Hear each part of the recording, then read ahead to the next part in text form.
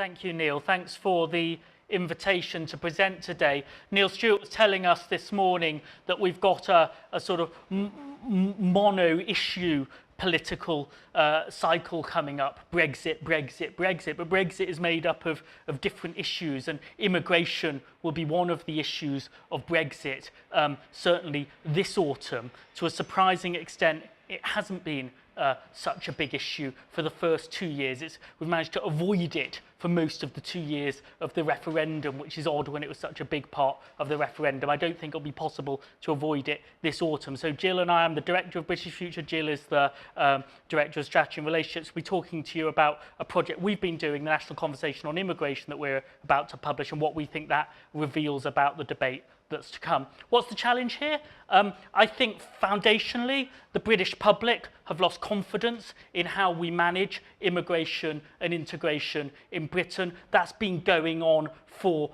over a decade now. It reflects the fact that the large increase in immigration after the expansion of the European Union in 2004 was not anticipated or expected, was not really planned for, was not really responded to, and that shook the public's confidence. It rose immigration as an issue of salience. It linked immigration to the Europe issue. We had a change of government, of course, the promise of much lower immigration down to the tens of thousands, and the opposite happened. That again shook confidence. So you can understand why the public have lost confidence. This wasn't the only factor in the Brexit vote. People voted on immigration and other issues of sovereignty and democracy and so on. If we hadn't had that experience of immigration, we wouldn't have had the result we had. So there's a public expectation that Brexit means change. But it was 2 years ago, and we don't know what the changes are. And I think the government has avoided the issue of immigration because it looks very difficult and has been willing to debate everything else.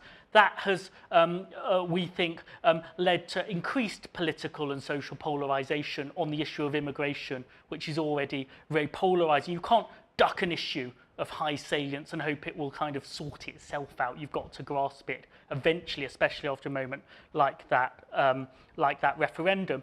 Supporters of the gains of immigration struggle with this debate. They want to say, we know you're anxious and worried about this in different ways, but it's good. It's good for business, it's good for the economy, it's good for society. That has a constituency in this country for sure, but people who think that either in politics or in business struggle to talk and communicate with the people who are more worried about immigration than that. And that is a particular issue. It's an issue for lots of advocates of the benefits of immigration. It's a particular issue for the social democratic parties right across Europe, including the Labour Party, because they have electoral coalitions that are at opposite ends of our social polarisation. They have a big graduate vote in the cities, a young, a diverse vote that's very confident about social change. They have their traditional vote that is among the most anxious. So Labour has particularly struggled to find a voice. It likes to change the subject, talk about the health service, talks about jobs and housing. If that doesn't work, people are still talking about it. It likes to say, we understand your concerns, but then people think, are we upholding our own values? Or they go back to saying, well, we're for it, really. We should uphold our values, but they struggle to connect with to bridge the public that they want to reach. So Jill and I have written a chapter for the Spirit of Britain book that Stephen Kinnock is launching, looking specifically at Labour's voice. British Future is a non-partisan, charitable think tank. We're engaging across the parties. The Liberal Democrat policy review has looked at this. The Scottish Government have looked at this. We'll be in the Conservative debates as well. But we've got some specific things to say about how Labour perhaps could find its own voice on immigration. But the big message to government, to the opposition, to all the parties is we can't change the subject and hope it will go away. We've got to get to grips with the topic. We've got to involve the public with that. And that explains the approach we've taken on the National Conversation on Immigration, which Jill will tell you about. We undertook the National Conversation in partnership with Hope Not Hate. Both our organisations felt that Brexit is a reset moment for immigration policy. It's a chance to get things right, to get an immigration system that works for employers, is fair to migrants and receiving communities, but also has public trust and support. We felt that public trust and support won't be won, however, without actually attempting to engage the public in a debate where they think their views haven't been heard.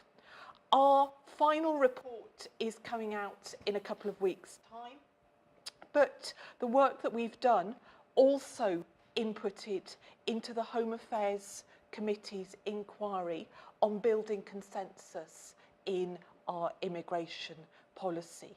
We've been feeding our results through to this cross-party group of MPs throughout the national conversation. What we did, threefold. We had an open online survey filled in by about 10,000 people, inevitably people with the strongest views on immigration, either for or against. We did a nationally representative survey this summer, and over a 15-month period we made 60 visits to towns and cities across the UK, chosen to give a range of geography, migration history, politics, party politics, leave and remain. We were particularly keen to get out to some of the towns and smaller cities who disproportionately voted leave, and perhaps where people feel their views hadn't been heard. So we went everywhere, right from Penzance right up to Lerwick. Everywhere we went, we did two different things. We held a meeting with local stakeholders, councils, business groups, civil society, NHS and so on. And then what we did was we ran a guided conversation with a group of people who were recruited to be roughly representative of the local area, examining our immigration and integration and policy options in relation to our migration. So what did we hear? Most people in this country have balanced views on migration. They're what we've called balancers, who see the positives, the gains of migration and some of its pressures. People feel that the immigration debate has opened up since the referendum, and they see this more open conversation as a good thing. Extremely low trust in the government to manage migration competently. They expect changes to come about, but they're very unclear about how this will happen. Very low trust in the government to enforce our immigration policy, and our high-profile policy failures, the Windrush scandal, the failure to remove foreign national criminals have reinforced this view. People's knowledge about immigration policy is also extremely selective. Only about 1 in 10, 2 in 10 people have actually heard of the net migration target, the government's headline policy indicator. Many more people know about the Australian points-based system, which for them is symbolic of a well-controlled immigration policy, or that you're meant to claim asylum in the first safe country you arrive in. People's policy knowledge is very selective, and they'll only remember things that actually concur with their worldview.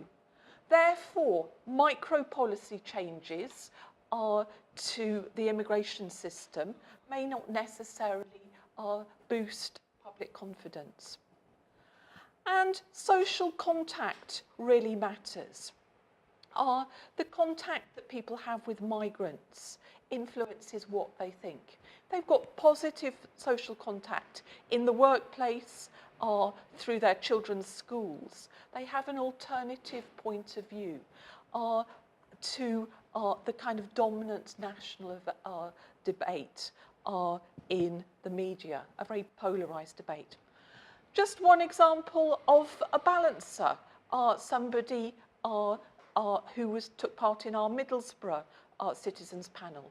I think immigration is positive for work, particularly for the NHS and things. I think we've got a lot of good doctors, nurses, professionals. But maybe some of the problems have been in the town centre. It's quite bad for immigration. Neighbourhoods have got worse because of certain people moving into the community. So this person, he has balanced positives and negatives. A lot of common ground.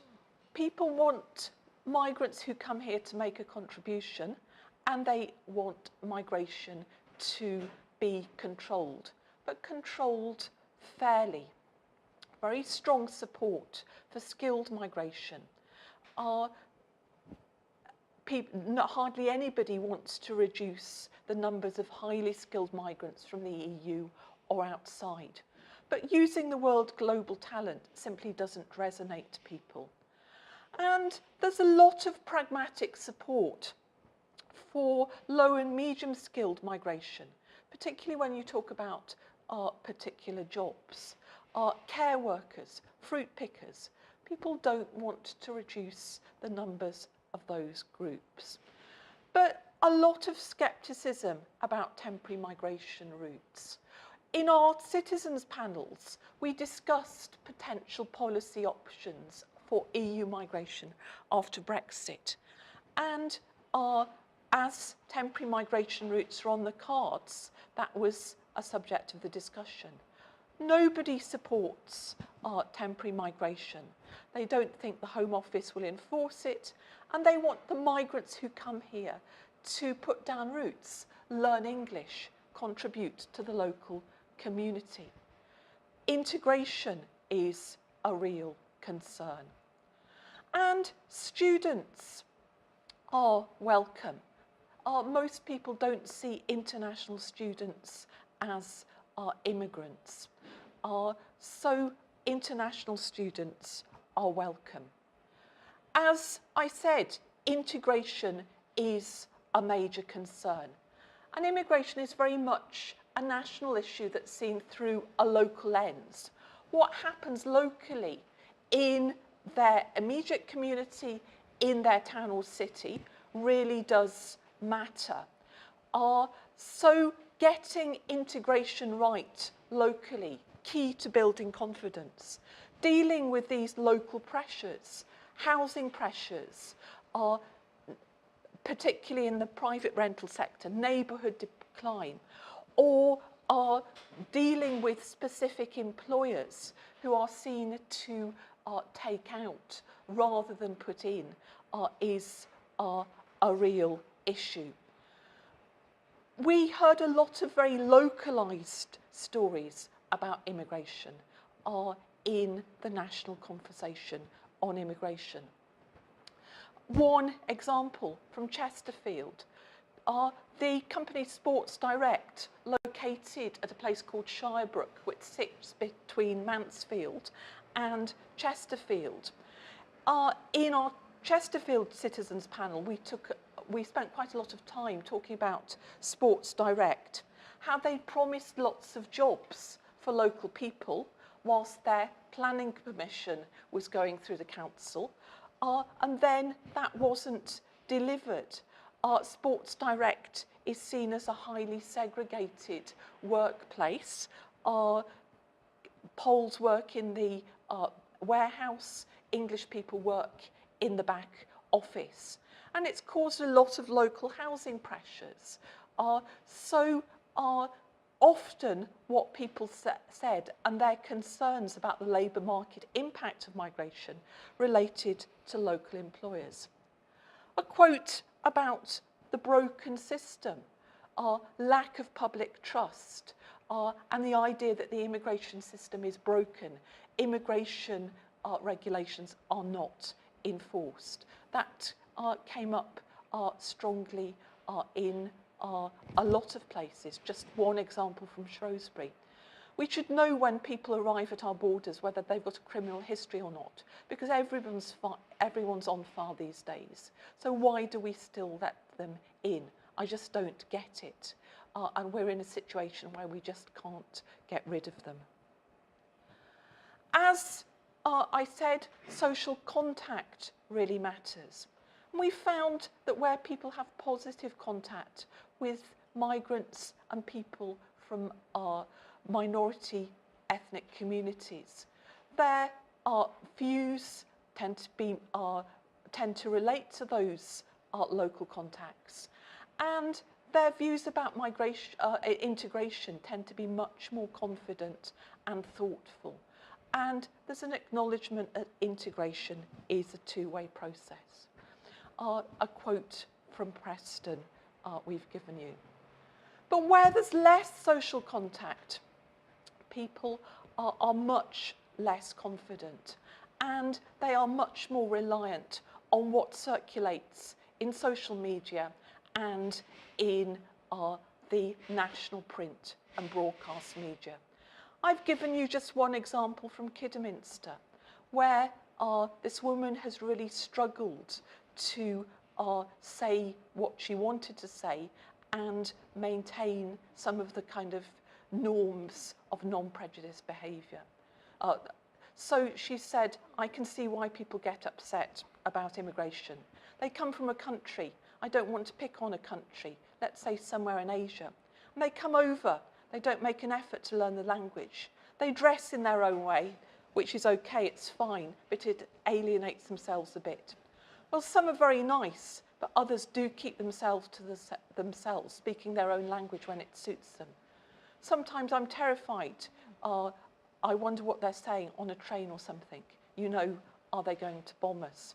So where social contact really does matter.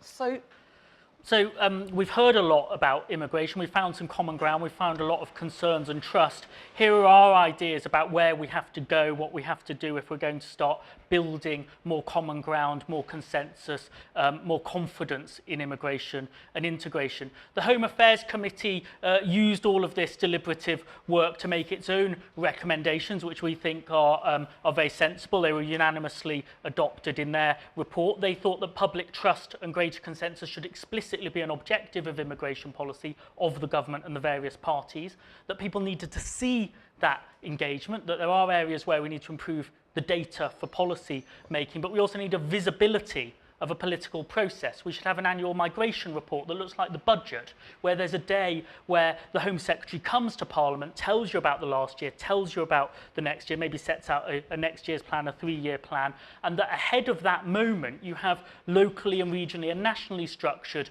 times for people to have their say, and NHS trusts and employers and businesses can talk about what they need, the public can talk about the pressures, people can get that sense. What we found, the discussion itself makes it constructive, makes it a much more constructive discussion than the online debates we tend to see.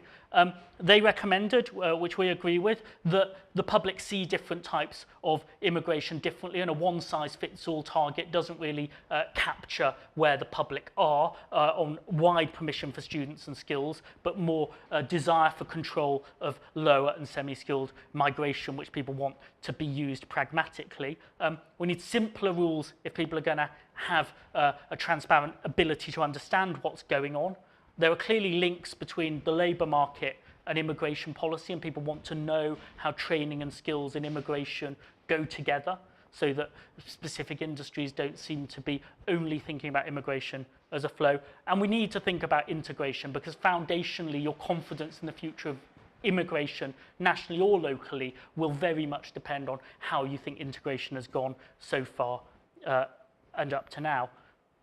We've also got some new proposals coming out in the new report, which we're bringing out in a fortnight, and in the chapter Jill and I have written for the Spirit of Britain book. We do need a system that is effective, fair and humane. If you have a polarised debate where some people say, well, you've got to choose, do you want control or do you want compassion? Because if you've got a system, it will always treat people badly, and if you want to treat people well, then you're going to have to throw it open. That will give you a very polarised debate. People believe, in terms of Windrush, people are sceptical about immigration. We're pretty angry, most angry sometimes, about Windrush. People think you can combine control and competence and compassion, but you've got to invest in a system that can do that, that can see people as well as maintain policies. Clearly, Sajid Javid knows that, has got a job in his hand to do that. That's a foundation.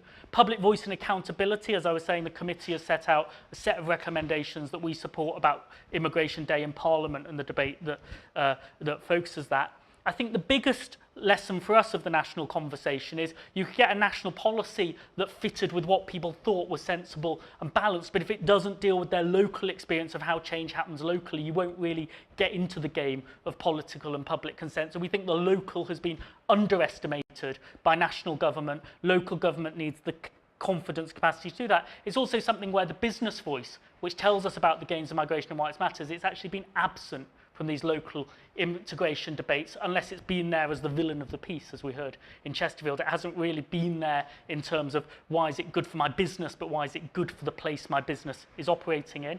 We think promoting citizenship and integration is very important. That's the flip side, really, of people's scepticism about temporary migration. There's a confidence in citizenship, immigration and integration being something that we know how it works. You and your kids get to be as British as everybody else across a generation. Well, we deter citizenship quite a lot with high fees, with eligibility rules, and we don't do enough, I think, to promote citizenship when it happens as actually the symbolic moment of integration, of fully joining our community. So they're a set of 4 things that actually very broad groups of people across the political spectrum, across the public, would all agree that's the balances to strike. And then there's Brexit. And building consensus on Brexit, it's harder now than it was in the summer and autumn of 2016, because if you spend 2 years, not talking about something, it's, there's a lot of anger and mistrust on all sides. Just to look at why it's difficult, there are 6 different things the Brexit system needs to do, 6 tests to get it right. It's got to be fair to the people who come and the communities they join.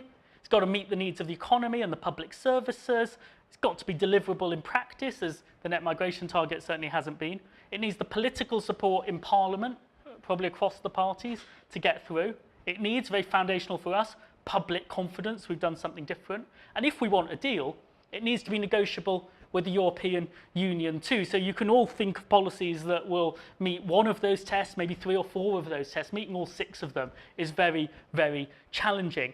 I would say that advocates of immigration, whether they're in politics or whether they're in business, especially if they're at the pro-European end of the debate, I think they've been making and remaking a common mistake of trying to come up with some policy tweaks, applying the free movement rules differently or rebranding it and calling it different. You can come and work for 3 months, you need a job offer.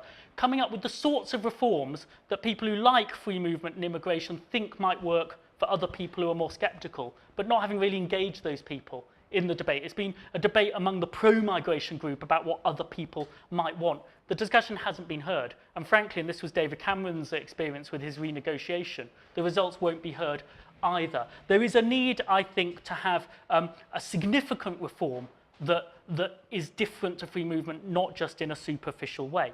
What that choice is depends on your overall view of Brexit and what you want to do with the market and what you want to do with the EU relationship. So I think different parts of the political spectrum could use this research and come up with different views. If you don't care very much about the single market and your trade access, then you don't have to think about as close an offer to the Europeans as you do if you want to be as close to the single market as you can. For the Labour Party in particular, and other pro-European advocates who are hoping for the closest thing to the single market, they're going to have to go for a quite open system, a more open system for European immigration than non-European immigration, a preferential system. And there's no problem doing that on skilled migration from Europe. But there is a big challenge to get public consent for the scale of low-skilled and semi-skilled immigration that is needed to pick fruit and work in care homes, unless you show there's a significant change. So in the Spirit of Britain book, Jill and I say that if you're the Labour Party, you want to be close to the single market, you want to be pro-immigration, but you want to deal with the pressures. Actually, a new reform we think that the Labour Party should go for would say employers can take people from the EU and the EEA as long as it's to do a job that pays the living wage, not the minimum wage, the living wage, which is paid to over 25s. And that would be a significant reform at the bottom end of the labour market, which is where the wage pressure and competition for jobs is. It would need to be negotiated. Whatever you do will need to be negotiated. But because there's real evidence that that's where the pressure is, in the labour market. There is, we think, a better chance if you were going for EEA minus type options, that you could say these are the safeguards, this is an open system, this is taking a lot of workers from Europe, but here's the control you need. We think the government, but especially a centre-left government, could say that's what should be in the table for the negotiations. This autumn, the debate will begin. The Migration Advisory Committee will be saying that they know what the evidence is. Business will have its say. The government will have its say. We need to start this debate and be confident, I think, that we can talk about immigration constructively, openly, and start to do what most people want. You'd know it if you got off the online debate and found out. Most people would love to find the common ground in this debate. They're not sure we've got a debate yet that helps us find it. Thanks very much.